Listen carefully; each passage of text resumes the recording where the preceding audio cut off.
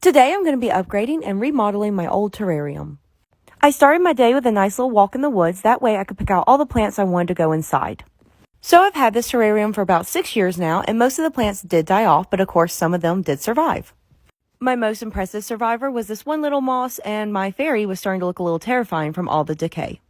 I went in and started scooping out all the old dirt by hand, and it smelled terrible, and then I went ahead and put in some river rocks at the bottom. I left some of the old dirt for the bacteria and added some potting soil as well. Next came my favorite part, actually adding the plants, because I love anything that has to do with gardening. And as I was planting them, I realized I gathered way more plants than I needed, but it just gave me a bigger selection to choose from. I honestly don't really know my fungus, but while I was on the walk, I found a really cool one, so I gathered that as well and got this nice little stick for it to go on. And of course, my mighty survivor moss had to go back into the tank, exactly where it was to begin with. Then I added a totally different type of moss as filler to fill up the bare parts of the tank.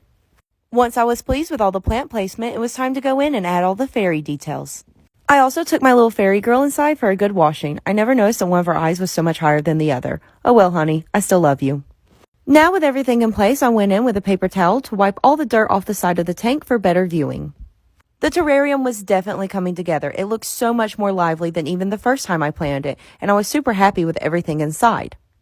The whole point of a terrarium is that you don't have to water it daily. The crucial part is adding the water afterwards and making sure it's sealed tight. Then you put it on a windowsill and you have your own sustaining ecosystem. I can't wait to see how it grows.